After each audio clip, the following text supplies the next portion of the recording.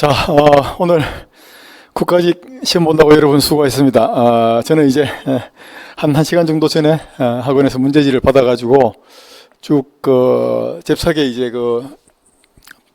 프레젠테이션 자료만 만들어가지고 여러분들한테 설명을 한다고 이제 분석은 직접 막 지금 썼습니다. 그래서 제가 한번 풀어보니까 한 15분, 20분 정도면 충분히 이제 다 풀 수 있을 정도로 이번에 난이도는 매우 평이하고 쉬웠다고 볼 수 있고, 기초 문제가 조금 지엽적인 곳에서 나와서 그게 이제 상난이도 가운데 하나고, 그래서 상난이도는 한두 문제 정도 나왔고 중난이도가 한 대여섯 문제, 그러니까 거의 한 12문제에서 13, 14문제 정도는 난이도가 좀 하하 정도로 볼 수가 있습니다. 그러니까 여러분들이 12문제에서 13, 14문제가 70점까지는 그냥 쉽게 맞출 수 있는 정도는 될 것 같습니다. 그래서 전체적으로 조금은 이제 한 전년도에 비해서 조금은 더 쉬웠다고 볼 수가 있고, 이게 이제 최근의 추세인 것 같아요. 그러니까 매우 어려운 고난이도 문제를 가급적이면 좀 이제 배제를 하고 전체적으로 이제 조금 평이하고 쉬워졌다고 볼 수가 있고, 그래서 보면 출제 단어는 예년도하고 크게 차이는 안 나는데, 보면 이제 철근 콘크리트 구조는 보통 6문제 정도 나오니까 그대로 나왔고, 강구조도 4문제 내지 5문제 나오는데 4문제 나왔고, 구조 설계 기준이 이제 우리가 보통 2문제, 3문제 나오는데 2문제 그대로 나왔고, 특별히 이번에 이제 구조 역학이 한 4문제 정도 보통 나오는데 5문제로 1문제가 더 나왔고, 강구조에서 사실은 계산하는 역학적인 문제가 하나 더 있었기 때문에 계산 문제가 조금 더 많았다고 볼 수 있습니다. 그 다음 이제 건축 일반 구조가 보통 3문제가 나오거나 아니면 기초가 2문제 나오고, 목구조하고 조적구조 하나 나오고, 그 다음 기타 특수구조 같은 게 하나씩 나와가지고 4문제 정도 나오는데, 이게 좀 줄어가지고 2문제가 나왔습니다. 기초에 고난이도 문제 이거 하나 나왔고, 목구조에 하나 나왔고, 그리고 여기서 이제 줄어든 만큼 역학에서 이제 문제가 하나 더 늘어났다고 보면 될 것 같습니다. 그 다음 이제 내진 설계 기준에서 한 문제 나왔고, 그래서 전체적으로는 여기서 한 요 정도까지는 거의 이제 예년에 큰 추세를 벗어나지 않았고, 역학이 하나 늘었고, 일반 구조가 하나 줄었고, 그건 내진 설계도 마찬가지고, 그래서 전체적으로 별로 어렵지 않았고, 제가 이제 바로 시험 직전에 중요하다고 이 찍어준 20개 아이템 가운데서도 거의 상당히 많은 부분들이 나왔습니다. 다만 이제 일반 구조가 좀 적게 나와서 이번에 다른 데하고 좀 다른 이제 추이인 것 같습니다. 그래서 전체적으로는 평이하고 쉬웠다. 그래서 이제 카트라인은 조금 정도는 올라갈 수 있겠다, 이렇게 이제 생각이 듭니다. 그래서 자, 지금서부터 1번 문제부터 한번 보도록 할게요. 제가 이제 저도 한 15분, 20분 이내에 다 풀었으니까, 여러분들도 이게 한두 문제 제외하고는 쉽게 그냥 금방 풀 수 있는 그런 문제들인 것 같습니다. 자, 첫 번째가 구조 용어인데, 이거는 매우 기초적인 거죠, 그죠? 강성이라고 하는 것은 내가 여러 차례 얘기했지만 변형에 저항하는 능력이고, 가설 구조물은 이거는 임시로 설치하는 시설이라는 거고, 그 다음 강도는 이거는 힘에 저항하는 능력이라고 했죠, 그죠? 힘에 저항하는 능력이니까 이것도 맞고. 자, 부재력은 하중 외력에 대해서 구조부재에 생기는 내력입니다. 내력. 구조부재의 단면에 생기는 내력, 또는 구조부재에 생기는 힘, 이렇게 하면 되는데, 여기 보면 단위 면적당의 힘의 세기 이렇게 나오면 이게 바로 뭐냐면 내력, 부재력 가운데 단위 면적당의 힘의 세기 하면 이게 응력의 정의가 되는 거죠, 그죠? 요거는 응력이 되는 겁니다. 그래서 답은 4번이 이제 틀린 문제가 되겠습니다. 자, 그 다음 계속해서 2번 문제 한번 볼게요. 2번 문제, 이건 제가 턱 아니면 일이 이번에 꼭 나온다고 얘기했죠, 그죠? 근데 턱이 나왔네, 턱. 자, 중조도 턱에 해당하지 않는 것은이잖아요, 그죠? 해당하지 않는 것은이니까, 턱은 여러분들이 아시다시피 천이상의 관공서, 대방발전소 이런 것들이잖아요, 그죠? 그 다음에 이제 종순의 병원으로 대표하라, 이렇게 얘기했는데, 그게 다 이제 턱이고, 그 밖에 일 가운데는 이제 5층 이상의 숙박, 기숙사, 아파트, 이제 공동주거시설이 그게 중요도 1의 대표적인 건데, 이게 바로 이거지, 그죠? 15층 아파트, 이게 이제 중요도 1에 해당되는 겁니다, 1. 이건 나머지 이건 다 턱입니다, 턱. 긴급 대피시설, 마찬가지로. 네. 그래서 2번도 매우 어렵지는 않은 것이었을 겁니다. 3번은 일반 구조에서 기초하고 2개 더불어서 유일하게 나왔는 문제인데, 목구조인데, 목구조의 이제 결합 방법 중에서 모서리 끝면이 보이지 않도록 하는 거, 이거는 이제 목구조가 접합하는 게 이염 그다음 접합, 그다음 이제 또 이 그 쪽매가 있고, 그다음 연기라는 게 있는데, 연기는 이제 모서리 부분에 끝 부분에 이게 보이지 않도록 요렇게 우리가 이제 옛날에 사진 액자나 프레임 같은 걸 보면 여기를 이제 이렇게 넣어갖고 요렇게 해가지고 요렇게 연결하는 요 부분, 모서리 끝면이 이제 그게 가시런하게 나오도록 하는 거죠, 그죠? 요렇게 하는 거 요거를 이제 우리가 연귀라고 합니다, 연귀. 그래서 답은 연귀입니다, 연귀. 자, 계속해서 4번 한번 볼게요. 이것도 이제 내가 바로 직전에 우리가 모의고사 연습 문제에서 몇 번 풀었는 거죠, 그죠? 자, 내진 등급 구조물 가운데 허용 청간변이, 최대 허용 청간변이는 이렇게 돼 있죠, 그죠? 내진 등급 특등급일 때는 이게 0.010 HX라고 해서, HX는 이제 첨고죠, 첨고. 첨고에 0.010 HX가 나오고, 내진 등급 1등급일 때는 이게 0.015 HX가 되죠, 그죠? 그 다음 내진 등급 2등급일 때는 이거는 0.020 HX이 되잖아요, 그죠? 참고로에다가 0.01, 1%냐, 1.5%냐, 2%냐, 이게 이제 허용 청간변이가 됩니다. 최대 허용 청간변이. 그러니까 지금 여기서 보면 내진 1등급 구조물이니까 우리는 요 식이지, 그죠? 0.015 HX가 되죠, 그죠? 근데 여기 0.015에다가 HX는 첨고니까, 첨고가 4m라고 주어졌으니까 그냥 산수지, 산수. 0.015 곱하기 밀리미터니까 4,000, 4m니까 4,000 곱하면 4, 1은 4, 4, 5, 20이니까 60이 되는 거죠, 60. 그래서 답은 2번이 되겠습니다. 턱인 게 좀 더 나오기 쉬울 수도 있는데 0.110이기 때문에 그냥 너무 쉽다고 계산이 1 내진 1등급에 대해서 나왔습니다. 내진에서는 이제 이번에 나온 유일한 한 문제였습니다. 계산 문제로. 그 다음 푸제의 길이가 1m이고 한 변이 길이가 10mm인 정사각형 단면이 주어졌고, 이때 2kN의 축방향 인장력이 작용해갖고 길이가 늘어났을 경우에, 이게 이제 후크의 법칙 문제잖아요, 그죠? 특히 흰 P가 작용해갖고 길이가 이제 요 델타 L만큼 늘어났을 때, 델타만큼 늘어났을 때, 이때 이제 이 힘하고 늘어난 길이하고의 관계가 이제 우리 여러분들 알고 있는 시그마는 이 입실론, 힘, 응력과 변형률은 비례하는데 그 비례 상수가 탄성 계수다. 여기서 보통 여기서 이제 이게 A분의 P고 이게 L분의 델타 L이니까 우리가 델타 L은 A 2분의 PL이라는 식을 여러분들이 이제 알고 있고, 여기에서 델타 L을 구하라는 문제가 제일 많이 나오는데 내가 이거를 구할 수도 있고 이거를 구할 수도 있고 이거를 구할 수도 있다 그랬잖아요, 그죠? 그럼 요거 식만 변화시키면 되지. 여기서 이제 E를 물었으니까 E를 이쪽으로 옮기면 이렇게 되는 거지. E는 델타하고 자리만 바꾸면 되죠, 그죠? 분모니까 A분의 P가 그대로 있고 여기 이제 델타 1분의 원래 길이 L 이렇게 되는 거잖아요, 그죠? 그래서 이거는 뭐 산수지. 매우 여러분들 연습도 많이 했고 이거를 모르는 사람 없지. 구조역학을 공부하는 사람 치고.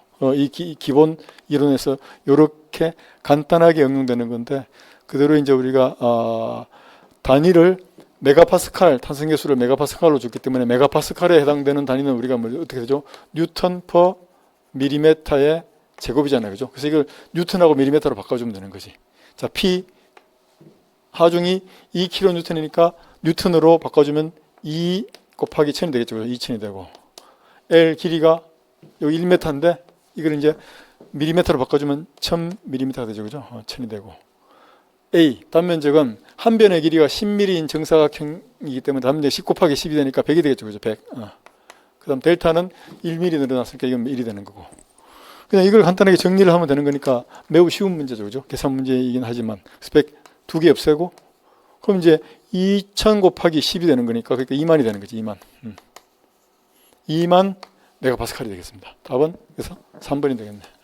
이건 뭐 계산해도, 저도 이거 뭐 여러분 풀고 나서 좀, 아까 내가 2시 반에 지금 막 하고 나서 문제 받아가고 풀었는데, 이런 건 뭐 거의 암산 수준으로도 나올 수 있는 그런 문제였습니다. 글자만 쓰면. 그러니까 계산 문제라고 해서 어렵다고 여러분 보면 절대 안 되고 매우 쉬운 문제였습니다. 그 다음 6번.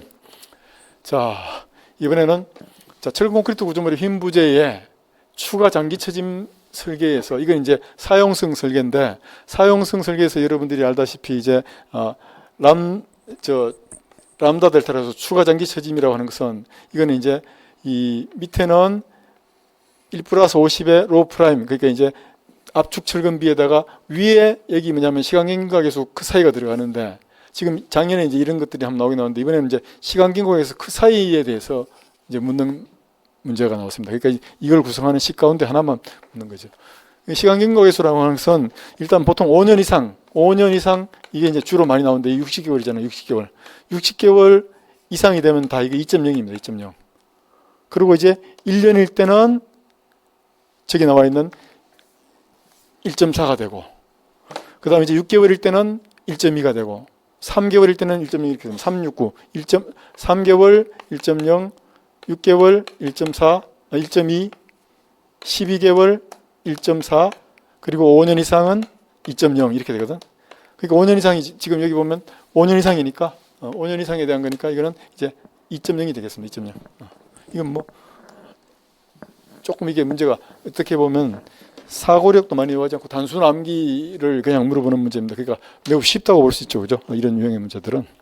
그럼 7번은 자, 강구조 문제가 4개 나오는데 그 중에 하나인데, 강구조 용어를 내가 얘기했죠. 작년도에 강구조 용어가 개정이 돼가지고 강구조 용어를 내가 누누이 강조했죠. 그죠? 꼭 나온다고 이번에 설명했죠. 역시 나왔습니다. 근데 이제 뭐 평양 용어가 나왔는데 그래도 어쨌든 용어에 대한 설명인데, 자, 옳지 않은 것은이니까 가스 플레이트라고 하는 것은 뭐 여러분들 알다시피 이제 이렇게 이 보호 기둥 쪽에 여기다가 이제 이렇게 브레이스를 연결하기 위해서 이렇게 강판재를 여기 이제 보호 기둥이고 이렇게 붙인 요걸 가스 플레이트라고 하죠. 요 가스 플레이트하고 여기 이제 브레이스를, 이게 브레이스 가스잖아요. 그죠? 브레이스를 연결하는 이걸 가스 플레이트라고 합니다. 그래서 1번은 맞는 말입니다. 두 번째, 네킹이라는 것은 재료의 압축 시험 시에 항복. 저도 이거 문제 풀면서 하마터면 2번 이거 헷갈릴 뻔했습니다. 왜냐하면 네킹은 뭐냐면, 자, 우리가 인장 시험을 할 때 인장 시험변이 이렇게 돼 있거든요. 이렇게 돼 있는데 이미 넥을 좀 만들어놨는데 여기 이제 표점 거리가 있는데 여기가 늘어나는 거 가지고 우리가 연신율을 측정을 하고 이랬는데, 이게 이제 당기다 보면 양쪽으로 당기다 보면 여기 이제 잘록하게 이렇게 늘어납니다. 늘어나가 여기 뚝 끊어지는데 이렇게 잘록하게 늘어나는 거, 요거를 이제 우리가 네킹이라고 하거든. 목처럼 이게 가늘어지잖아요. 그죠? 그래서 요걸 이제 목이잖아. 넥이. 예. 그래서 목에 ing를 붙여가 네킹 현상이라고 합니다. 그 네킹이 발생하면 이제 바로 파괴되기 직전이니까 네킹이 쭉 되다가 파괴되는 거거든. 요건데, 이건 이제 중요한 건 이게 압축 시험에서는 저런 네킹이 나타나는 게 아니고 압축 시험은 오히려 불룩하게 되지. 그지? 요게 틀린 거예요. 압축이 아니고 인장 시험에서 그냥 이거 안 읽고 이거 맞으면 이거 맞는 말인데 이렇게 할 수 있는데, 이게 잘 봐야 됩니다. 그래서 답은 2번입니다. 필리드 용접은 여러분들 알다시피 이렇게 단면에 삼각형이 만들어지는 요 용접을 필리드 용접이라고 하죠. 그죠? 그 다음에 이제 이렇게 개선 쳐가지고 전체를 다 채우는 거, 이건 이제 그루브 용접이라고 하고. 그래서 이제 비가세 골조는 마찬가지로 부재 집합부의 휨 저항으로 수평 하중에 저항할 때 이걸 이제 비가세 골조라고 하고, 가세 골조는 거기 옆에다가 전단벽이나 또는 브레이스가 붙여져 있어가지고 이 골조가, 보기둥 골조가 여기 전단벽이나 가세가 이렇게 있어가지고 이게 횡하중에 저항하는 거, 이건 이제 가세 골조라고 하고, 이게 없이 그냥 보호 기둥만 가지고 이거 자체가 접합부 여기에 있는 90도를 유지하는 휨 강성이라고 하거든. 접합부는 90도를 유지해야 되니까 접합부 강성으로 횡하중에 저항하는 이걸 이제 우리가 비가세 골조라고 합니다. 맞습니다. 그래서 7번은 네킹, 여기가 이 부분이 틀렸습니다. 압축이 아니고 인장. 그래서 답은 2번이 되겠습니다.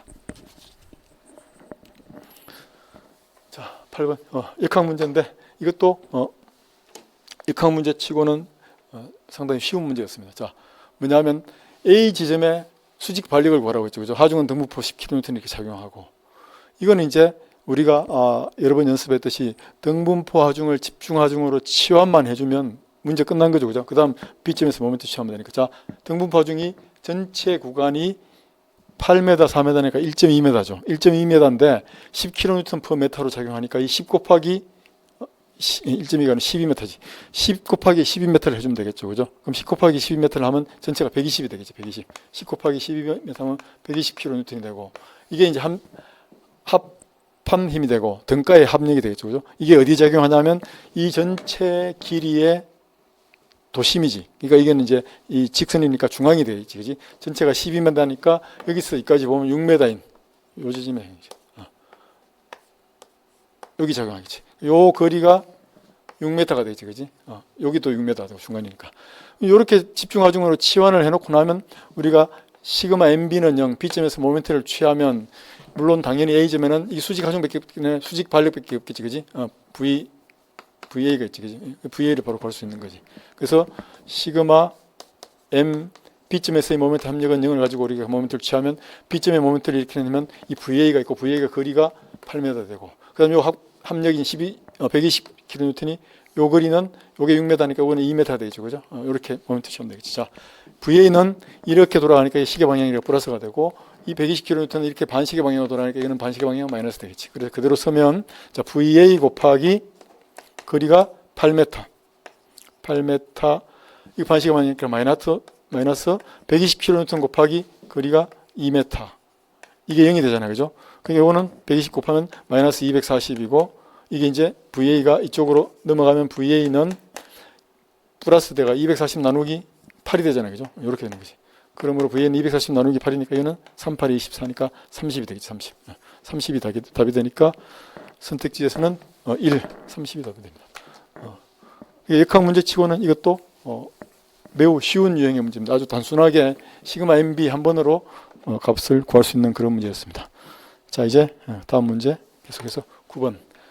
자, 이제 강구조 설계법인데 강구조 설계법은 사실은 우리가 이제 허용 능력 설계법하고 여기 나와 있는 하중정한 계수 설계법, 소위 이제 LRFD라고 하는 이 두 가지 설계법이 있는데 최근에는 LRFD를 특히 이제 건축 쪽에는 많이 이제 준용을 하고 있다 보니까 허용 능력 설계는 거의 이제 등장 안 하고 주로 이제 이 하중정한 계수 설계법 여기에 대한 내용들이 나오고 있는데 자, 여기 보면 이제 이 문제는 사실은 역학에도 나와도 되는 거고 강구조에 나와도 되는 거고 심할 때는 콘크리트도 나올 수 있습니다. 뭐냐면 자, 압축제에 양단부 조건에 따라 가지고 우리가 유효 길이 계수 K를 구할 수 있는데 K 이론 값을 구할 때 어떻게 구하냐면 이렇게 되겠지. 자, 원래 우리가 기본적으로 알고 있는 것은 양단부가 단순 지지일 때 이 K가 1.0이잖아요, 그죠? 그리고 여기 한쪽이 고정이고 한쪽이 자유단일 때 길이가 L일 때 이때 K는 이게 어떻게 되냐면 여기는 고정단은 여기는 90도를 유지합니다. 변하지 않지. 근데 여기 하중이 작용하다 보면 이쪽이나 이쪽으로 변하겠지, 그지? 근데 변하는 형상이 이쪽으로 변한다고 하면 이게 이런 이제 곡선으로 되겠지. 그래갖고 이게 사인 커브, 그러니까 이런 곡선으로 되는 이거를 이제 오일러가 풀어가지고 탄성 곡선의 미분 방정식으로 풀어가지고 우리가 이제 소위 PCR이라고 하는 좌굴 하중 이걸 구했는 거거든. 근데 이걸 이렇게 구하기 위해서 만들어진 K를 구하라는 건데, 그래서 K는 이렇게 되는 경우에는 이게 이제 한 사이클이 어떻게 되냐면 여기서까지는 지금 이거는 여기 힘이 작용하면 이렇게 휘어집니다. 그러니까 이거는 이제 한 커브가 되는 거지. 근데 이거는 지금 커브가 이런 유형이 아니고 요까지밖에 안 됐어. 7만밖에 안 됐어. 이게 다 제대로 하려면 이렇게 가갖고 이렇게 돼가 한 사이클이 돼야 되니까 이럴 때는 유효 길이가 이거의 2배니까 K는 2.0이 되는 거지, 그지? 그러면 반대로 이제 이번에는 양쪽이 다 고정단인 경우에는 이거는 이제 여기도 90도이고 여기도 90도잖아. 근데 이렇게 누르면 이게 이쪽이나 이쪽으로 반드시 좌굴을 하는 그런 변형이 시작돼야 되겠지. 그런데 이쪽으로 변형이 된다면 이게 이제 이렇게 생기겠지. 여기서는 90도가 유지돼 갖고 이렇게 곡률이 생기겠지. 여기도 마찬가지로 90도가 유지돼 갖고 이렇게 곡률이 생깁니다. 이렇게 하는데 여기서 이제 이런 곡률로 휘어져야 되겠지, 그지? 이쪽으로 오니까. 근데 이게 두 개가 끝까지 나가면 못 만나고 이렇게 갈 수밖에 없지, 그지? 그러니까 그렇게 되면 안 되니까 여기 어디에서는 곡률이 이쪽 곡률이 하나 있고 이쪽 곡률이 있는데 여기 어디에서는 반대로 이런 곡률로 여기 이렇게 만나줘야 됩니다. 이렇게 만나지게 되면 여기와 여기가 이제 변곡점이 되는데 이 변곡점은 역학적으로 힌지하고 같은 역할을 합니다. 변곡점은. 그래서 이 힌지와 힌지 사이 요게 한 사인 커브, 하나의 커브가 됩니다. 오일러가 유도한 하나의 커브가 되니까. 그래서 요 때는 대략 요렇게 이제 변곡점이 생기는 위치를 우리가 여기서 4분의 1로 봅니다. 4분의 1. 4분의 1로 보니까 여기 4분의 1, 이쪽에 4분의 1 빼니까 가운데 남는 거는 2분의 1이잖아요. 그죠? 그래서 이런 경우는 K가 0.5가 됩니다.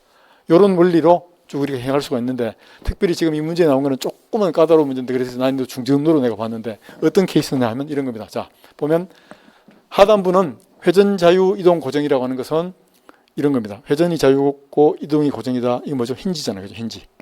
하단부. 회전 자유 이동 고정이고, 상단부가 좀 복잡한 조건인데 회전이 고정돼 있다. 이동은 자유롭다. 이거는 뭐 우리가 이제 여기서 보통 표시할 때 어떻게 하냐면 이렇게 표시합니다. 이렇게 갖고 이게 이렇게 내려가 있는데, 이거는 뭐냐면 여기 바퀴를 달 수도 있고 안 달 수도 있고, 이게 이쪽으로는 좌우로는 이동이 돼 있는데 이 회전은 안 돼. 회전은 안 된단 말은 이게 90도가 유지된다는 이런 얘기거든요. 좌우로 이동은 자유롭고, 이동 자유 회전 고정이라는 게 이렇게 되는 겁니다. 그래서 여기도 마찬가지로 이렇게 이런 고정 조건이 돼 갖고 여기는 90도를 유지해야 돼. 회전이 고정되어 있기 때문에.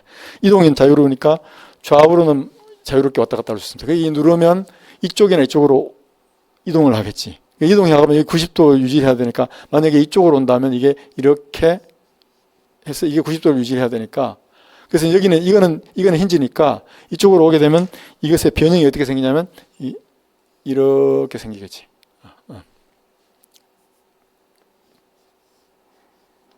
여기는 90도 유지해야 되니까 이렇게 됩니다.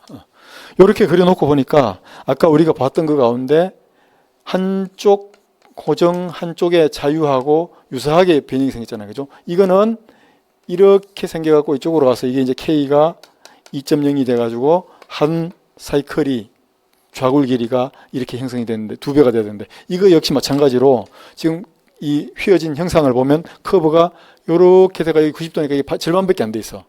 이게 좌굴 커브가 되려면 위로도 똑같이 이렇게 올라가고 이만큼 돼야 됩니다. 이렇게 되려고 하면 이거 전체 길이는 요게 L이니까 L의 2배가 돼야 되겠지, 그지? 그래서 2.0 L이 돼야 되는 겁니다. 그때 이 2.0 이게 유효 길이 계수, 또는 옛날에는 유효 좌굴 길이 계수라고 했는데, 이게 작년에 강구조 용어가 바뀌면서 유효 길이 계수로 바뀌었습니다. 그래서 2.0이 되는 겁니다.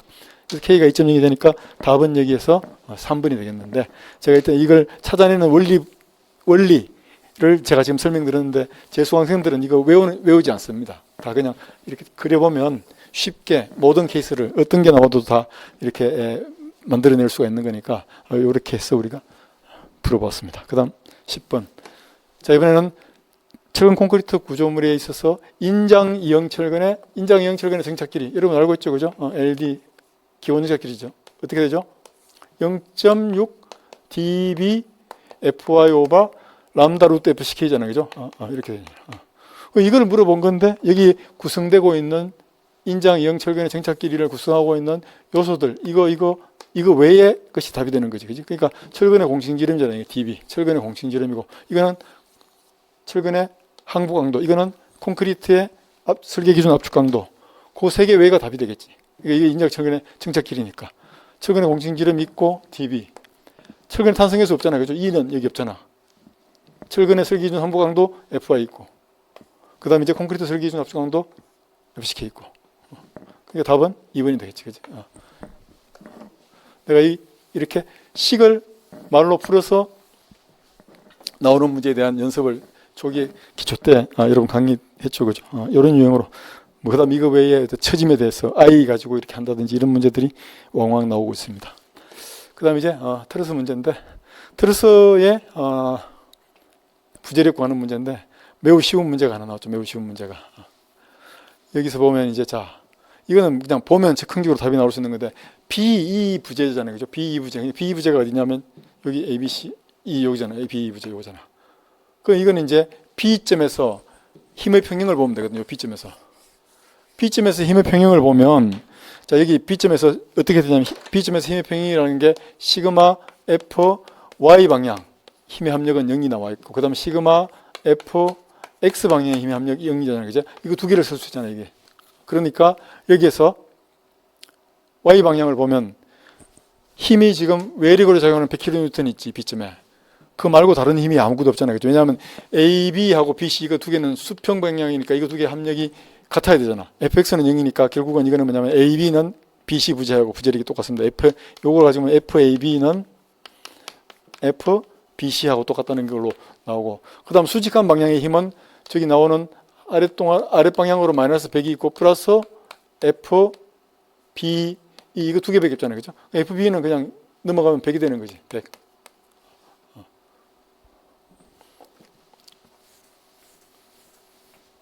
그래서 이거는 이거하고 크기는 같고 방향이 반대다, 이렇게 하면 됩니다.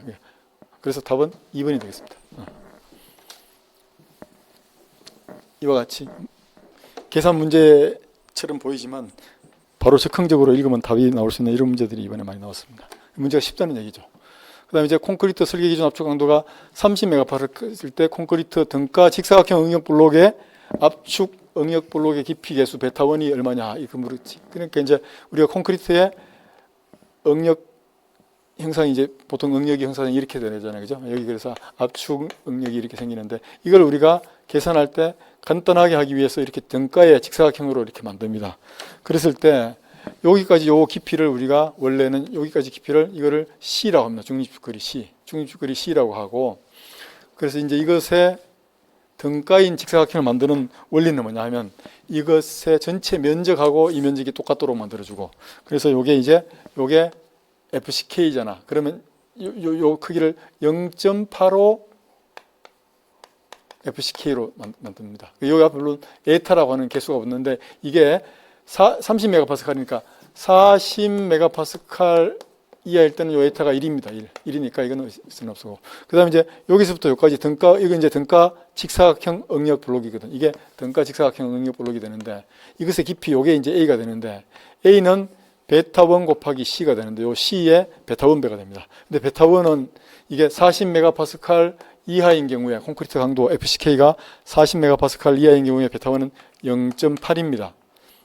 이게 예전 기준에서는 0.85였는데 최근에 바뀌면서 2022년부터 바뀌면서 0.8로 됐습니다. 그래서 바뀐 내용이니까 다시 또 이게 한번 나왔습니다. 0.80인 1번이 요게 답이 되겠습니다.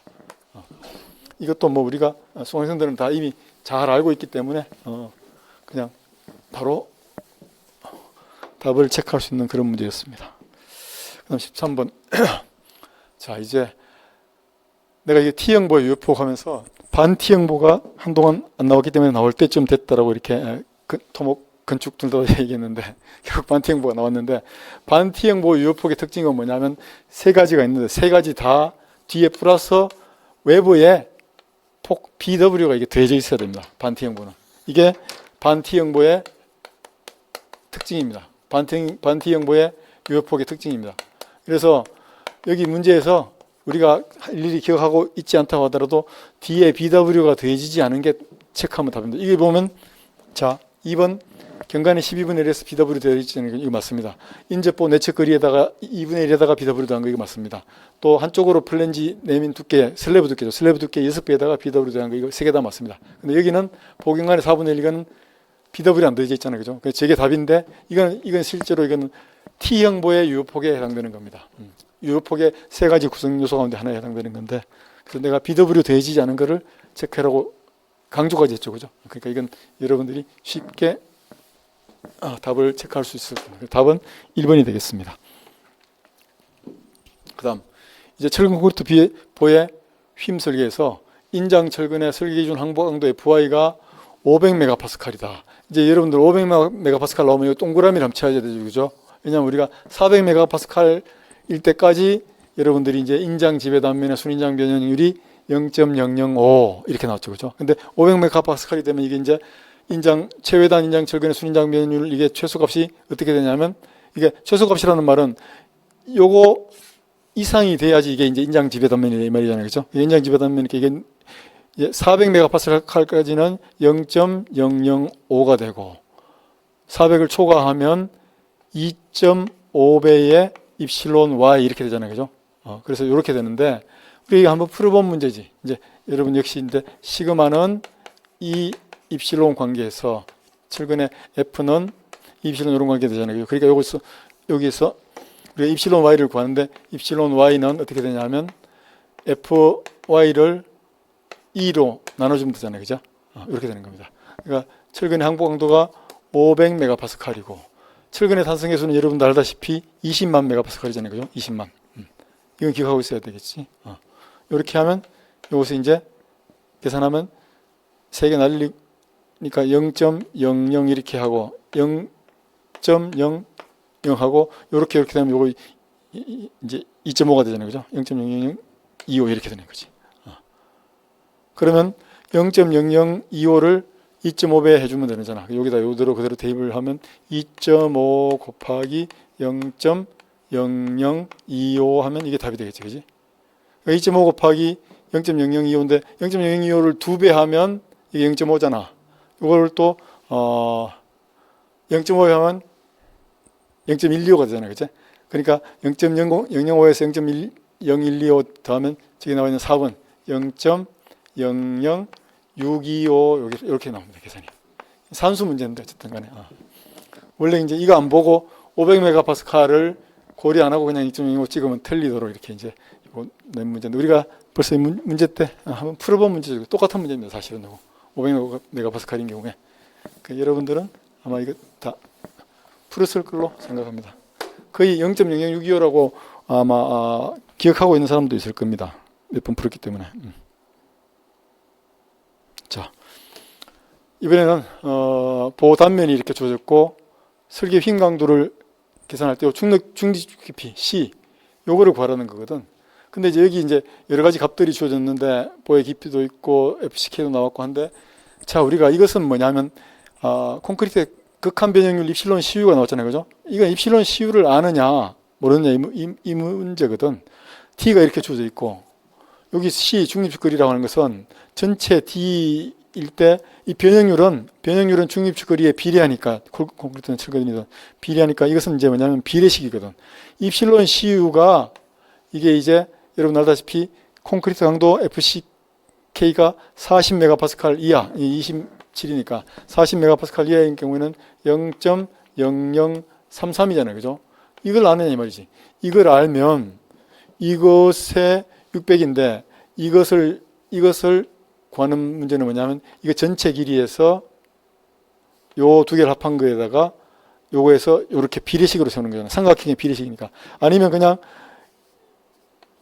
이 길이하고 이 길이의 비. 그러니까 이 길이 대 이 길이는 이 길이 대 이 길이로 이렇게 잘 할 수 있잖아요. 그죠? 근데 전체가 600이니까 그럼 이렇게 되는 거지. 요 길이가 0.0099일 때 이게 뭐냐면 얼마냐면 600 마이너스 C가 되고 그 다음 여기 0.0033일 때 C가 되잖아요. 그죠? 여기서 C를 구하는 거 아니야. 그럼 이제 이게 뭐냐면 3대 1이잖아요. 그죠? 9구는 여기 3대 1이니까 이거 3대 1이 되려고 하면 요게 3대 요게 1이 되려면 600을 나눠가지고 450하고 150으로 해야 3대 1이 되겠지. 그러니까 C가 150 나오는 거지. 뭐 어렵게 계산할 것도 없습니다. 600을 3대 1로 나눠버리면 되니까. 그러니까 이 길이가 0.0095 3대 요게 450이 3이 되는 거고 요 길이가 0.003대 1대 요게 150이 되는 거지. 그래서 150입니다. 식을 세워서 계산해도 되는데 뭐 이거는 그냥 비례식이니까 한번 그림만 그려보면 바로 이렇게 나올 수 있는 문제였습니다. 그래서 3번이 답이 되겠네.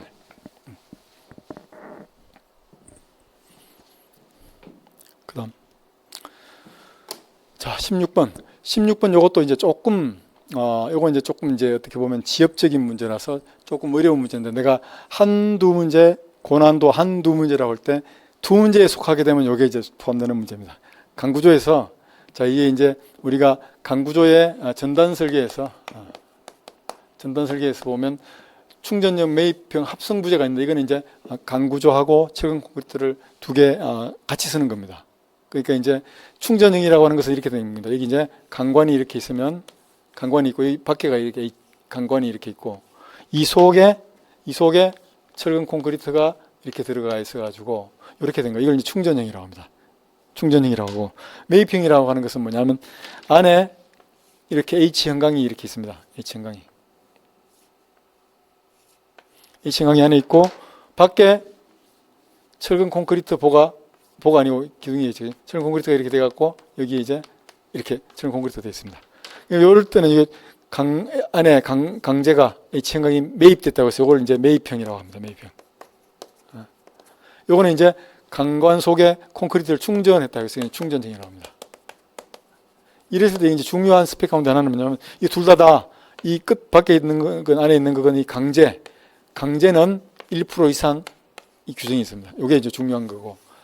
그다음에 이제 이게 이 전단 설계는 조금은 지엽적인 건데 그래도 여러분들이 내가 이제 이거를 이렇게 아마 얘기했을 텐데 이게 이제 강제만의 설계 전단 강도를 쓰기도 하고 강설 또는 강공 철공 이렇게 얘기했잖아요. 그죠? 그러니까 이거는 뭐냐면 강제만의 설계 전당 강도를 쓰기도 하고, 이 합성 부재의 전당 강도를 사용할 때는 이게 이제 이거나 또는 이것만의 설계 전당 강도. 설계 전당 강도는 알죠, 그죠? 공칭 강도에다가 파이를 곱한 거죠. 쓰기도 하고, 그다음 이게 첫 번째고, 두 번째는 뭐냐면 강공 플러스 철공입니다.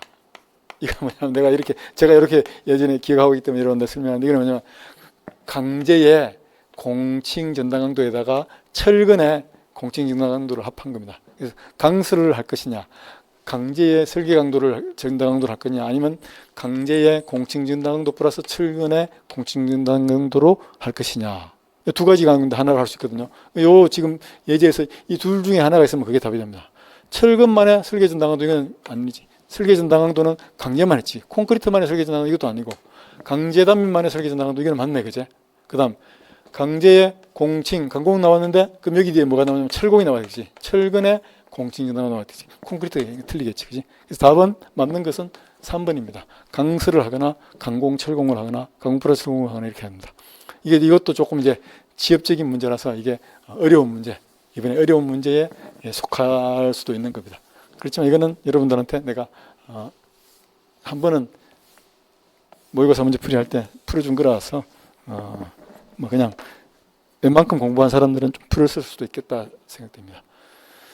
자, 그다음 17번. 이거는 처짐인데, 저는 이제 이 처짐을 매번 나올 때마다 여러분들이 여기다가 공역보법을 쓰거나 또는 복잡하게 이렇게 하지 말라고 이 캔틸레버에 대해서 세 개를 외우라고 했죠, 그죠? 1, 2, 3, 6, 8 이렇게 만들고, 또 이 단순보에 대해서는 역시 이제 세 개를 기억하라고 했죠, 그죠?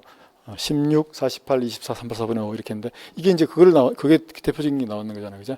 1, 2, 3, 6, 8 가운데 2, 3하고 6, 8하고 나왔지, 그지? 집중하중이 캔틸레버 끝에 집중하중이 작용할 때 이때의 처짐, 그 A잖아요. 요거 델타 A지. 델타 A. 그다음에 이제 등분포 하중이 작용할 때 역시 델타 B 나왔잖아요, 그죠? 저것은 이렇게 되지. 델타 A 캔틸레버의 끝에 집중하중 P가 작용할 때는 여러분들이 알다시피 3EI분의 PL 삼성이 되잖아요, 그죠? PL 삼성 이렇게 되잖아요. 이렇게 되고. 그다음 전체 구간에 등분포 하중이 작용할 때 델타 B. 델타 B는 어떻게 되냐면, 델타 B는 등분포 하중이 작용할 때 이거는 1, 2, 3, 6, 8. 8에 해당되잖아요, 그죠? 8, 2, I분의, 이건 오메가니까 등분포 하중. 이거는 L의 4승이 되겠지, 그죠? 이렇게 됩니다. 근데 문제 조건이 뭐냐면, 자, 이렇게 등분포 하중하고 집중하중 작용할 때 자유단의 처짐이 두 개가 동일할 때, 그러니까 이 처짐 델타 A하고 델타 B가 똑같다는 얘기지, 이거 두 개가. 이거 두 개가 같다는 조건입니다. 이랬을 때 뭐를 구하냐면, 동일할 경우에 등분포 하중 오메가의 크기를 구하라. 그럼 여기서 이거 두 개가 같다고 놓고 오메가만 남기고 정리를 하면 되잖아요, 그죠? 그럼 답입니다. 그러니까 쉬운 거지, 이거는. 이건 절대 고난이도 문제가 아닙니다. 여러분 이건 다 기억하고 있을 수도 되고, 이렇게 식만 세우면 문제 쉽게 풀 수 있는데, 그러려고 하면 먼저 일단 양변의 공통인 거 약분해야 되겠죠, 그죠? 2i 약분하고 L 삼성하고 L 4개 약분하고 하나만 L만 남지, 그지? 이렇게 되면 8하고 L만 남았으니까 양변에다가 L을 나누어주고, 이게 L을 나눠주면 2L이 이쪽으로 가겠지. 그럼 여기를 나눠주고 8을 곱해주면 되겠지. 지금 요 8이 이쪽으로 가겠지, 그지? 그럼 오메가 되는 거지. 그래서 오메가는 남은 거 보면 3L분의 8 이렇게 되네, 그죠? 8, 요 P가 되네. 3L분의 8P. 그래서 요거 그대로, 요거만 깨끗하게 정리하면 오메가는 저쪽에 보면 분모는 3L이 남았고 분자는 8하고 P가 나왔습니다. 이렇게 되는 겁니다. 3L분의 8P. 그러니까 3L분의 8P니까 답은 1, 2, 3, 요게 되겠네요. 뭐 이거 처짐이라고 절대 어려운 문제 아니죠, 그죠? 처짐을 여러분들이 이건 다 알고 있으니까 식만 이렇게 적으면 매우 직관적으로, 저는 그냥 바로 보고 답이 나올 정도로 매우 직관적으로 풀 수 있는 그런 절대 어렵지 않은 그런 문제였습니다. 그래서 이거는 절대 이런 거는 고난도 문제라고 볼 수가 없습니다. 이건 중난이도밖에 안 되는 문제였습니다. 그다음 요게 이제 고난이도 문제입니다. 자, 이거 사실은 이거 저도 다 기억하고 잊지 못해 갖고, 이거 하나는 제가 이제 설계 기준에 잽싸게 찾아봤는데, 표에 찾아보니까 이거 뭐냐면 얕은 기초, 이 기초의 설계 기준인데, 얕은 기초의 지반 분리에 따른 추정 수직 지지력이 나와 있는데, 제가 이 찾아보니까 표에, 이건 찾아봤는 겁니다. 저도 기억하고 잊지 못했기 때문에, 이게 일단 맞는 거는 일단 1번 모래인데, 모래는 추정 수직 지지력이 100이고, 그 다음에 이제 요 퇴적암은 요게 190이었습니다. 190 단위가 뭐냐면 kN/m 제곱이지. 그러니까 단위 메타 제곱당 190kN까지 지지력을 가진다 이 말이지. 그 다음 모래질 자갈은 당연히 이제 모래보다는 조금 높고 암보다는 작겠지. 그죠? 요 두 개 중간쯤 되겠지. 요게 얼마냐면 요 140입니다. 그 다음 기반암은 당연히 이런 것보다는 암반이니까 당연히 더 크겠지. 근데 기반암도 580kN/m가 됩니다. 그럼 모래보다 더 약한 게 뭐가 있을까요? 그냥 점토 있잖아요, 점토. 그래서 점토흙이 있는데, 점토흙은 이게 70이었나? 70 맞네.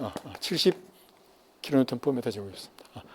요, 저도 이제 이번에 이거 보고 이제 기억해야 될 것 같습니다. 어쨌든, 모래가 100이다.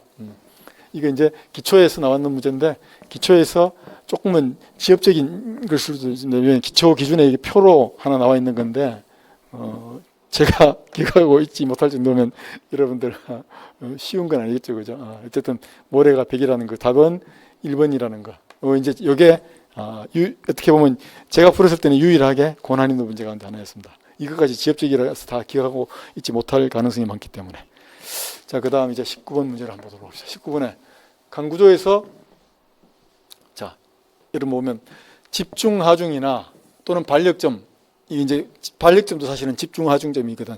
여기에 인접해가지고 그 부위가 근데 외부지, 그지? 외부판이 국부적으로 파괴되는 상태가 있는데 그거는 이제 외부 크리플링 또는 국부 크리플링 이런 현상으로 파괴되는데 이거는 뭐냐면 외부판이 H빔이 이렇게 있잖아요, 그죠?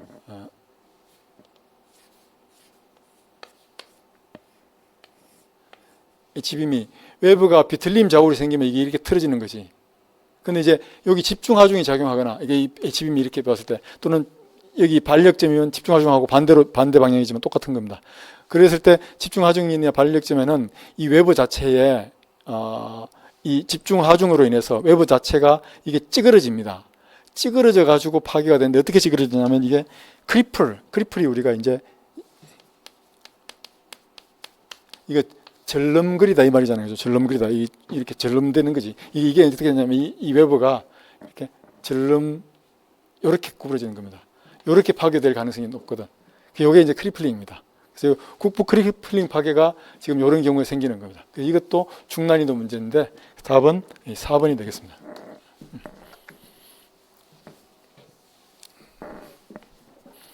그 다음 이제 대망의 마지막 문제.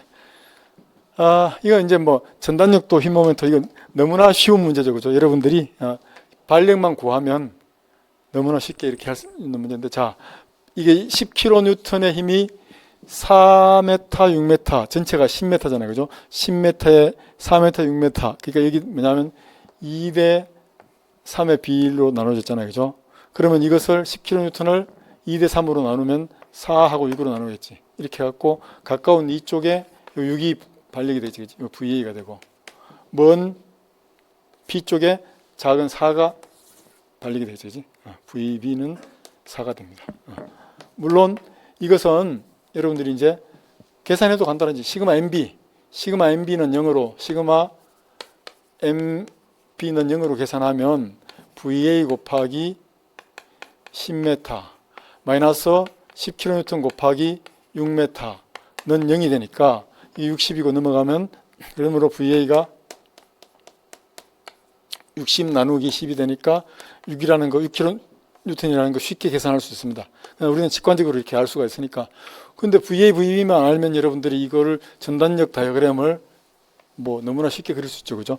그래서 한번 그려보면 이렇게 됩니다. 자, 여기다 내가 그려볼게요. 자, 여기에 10kN 작용하고 여기에 VA가 있고 VA는 여기 있고 여기에 VB는 4가 있습니다. 이제 이렇게 됐을 때 이것의 부재력 다이어그램을 이제 한번 그려보면 되겠죠. 이렇게 한번 그려봅시다. 그래서 먼저 전단력도 시어 포스 다이어그램은 여러분들이 우리가 하중 전단력 힘 모멘트 관계에 따라 그대로 반력만큼 6만큼 올라가면 되겠죠, 그죠? 6만큼 올라갔다가 요 A 이걸 C라고 하면 A하고 C 구간에는 하중이 없기 때문에 이게 이제 그대로 이렇게 옵니다. 그대로. 여기서 10kN만큼 내려왔다가 그럼 6이 올라갔으니까 이 4만큼 마이너스 4만큼 내려오겠지. 여기까지. 이 전체가 10이고 마이너스 4가 되겠지. 위에는 6이고. 그다음 C하고 B 사이에도 하중이 있기 때문에 이대로 가면 되지. 그지? B에서 요거 4kN 올라가면 되겠지. 4kN 올라가서 여기 딱 X축에 마주치면 이건 맞습니다. 그래서 여기에 6이 되고 여기에 4가 되는데 요건 플러스 요거는 마이너스 이렇게 되겠지. 그럼 휨 모멘트도는 이게 이제 단순보기 때문에 휨 모멘트도는 여러분들이 이렇게 해가지고 양 힌지 롤라 지점은 모멘트가 0이 되지. 그치? 이 0을 표시하고 있지. 이렇게 0을 표시하고. 그 다음 여기 전단력이 플러스인 지역에서는 모멘트를 미분한 게 전단력이니까 모멘트도의 기울기가 전단력인데 전단력도가 플러스 6이잖아. 그죠? 모멘트도가 기울기가 플러스 6이라는 얘기지. 그치? 이렇게 된다는 얘기. 이거는 마이너스 4라는 얘기니까 이렇게 되는 거지. 그래서 모멘트도가 이렇게 가서 전단력이 0을 통과하는 이 점이 모멘트 변곡점이 되고 최대가 되는 거겠지. 그래서 모멘트도는 이렇게 올라갔다가 여기 기울기로 이렇게 내려오는 이런 다이어그램이 됩니다. 그래서 여기 보면 자, 이거 전체 다 플러스가 되고 값은 우리가 관심 있는 값은 이 값이 되겠지. 이 값은 얼마냐 하면 전단력도의 적분이니까 면적이겠지. 6 곱하기 여기서 여기까지가 4m니까 64 이것은 24가 되겠지. 24kNm가 되겠지. 이렇게 되는 겁니다.